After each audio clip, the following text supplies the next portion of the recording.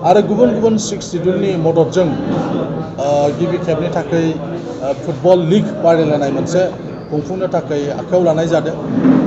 गासै मोनब्रै जिल्लायाव बे हाबाफारिया जागोन।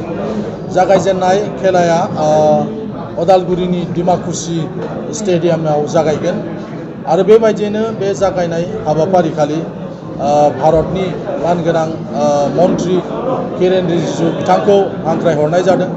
बेजों लोगोसेनो आसामनि मानगोनां गिबि मन्त्रि डक्टर हिमन्त बिश्व शर्मा बिथाङाबो थागोन आरो बेजों लोगोसे गुबुन गुबुन सिक्स शिड्यूलनि मानगोनां गाहाय मावफुं सोद्रोमा आरो मावफुं सोद्रोमाफ्रा बाहाय बाहागो लाफैगोन। बायसुं भुटिया बिथाङाबो फैनायनि खोथा बिथाङाबो हरदों। दा बेबायदिनो गुबुन गुबुन आलासिफोर बावहाय फैगोन। 500 बर'फोरनि बागुरुम्बा मोसानाय बाहाय दिन्थिफुंनाय जागोन।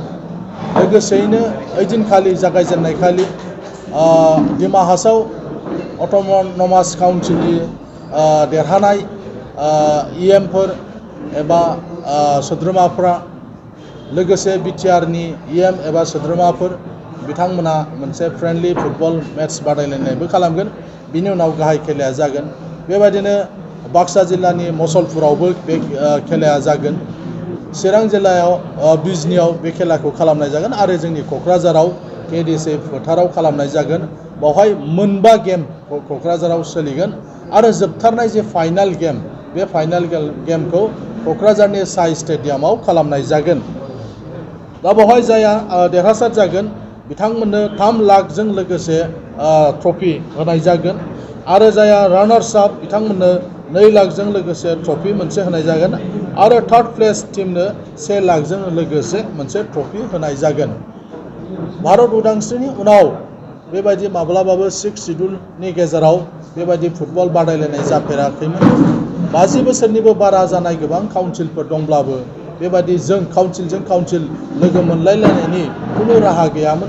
नाथाय एबार बेबादि inter six schedule council premier football league होनायनि गेजेरजों काउन्सिलजों काउन्सिल लोगो मोननायनि मोनसे खाबु जाबाय आरो लोगोसे बिथांमोनजों जाहाथे जों मोजां सोमोन्दो लाखिलायनो हायो बिनि थाखायबो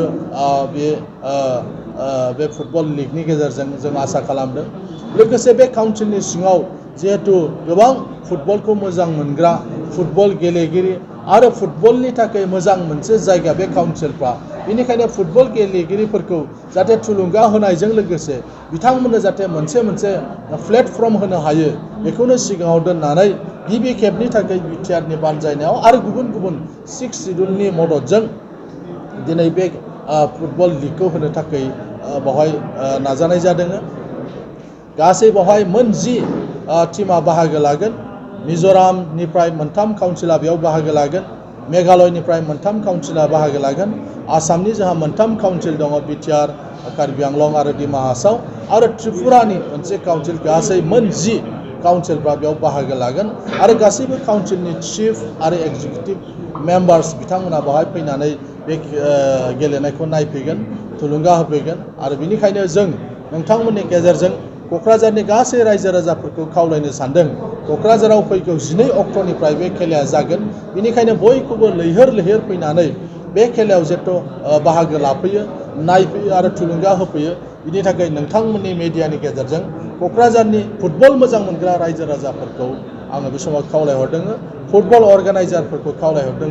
गासैबो क्लाब, जायफ्रा क्लाबा फुटबल गेलेयो, फुटबलाव बाहागो लायो, बे क्लाबनि गेलेगिरि सोद्रोमाफोरखौ फैनानै जाहाथे नायफैयो बिनि थाखाय आं नोंथांमोननि गेजेरजों बे समाव खावलायहरदों।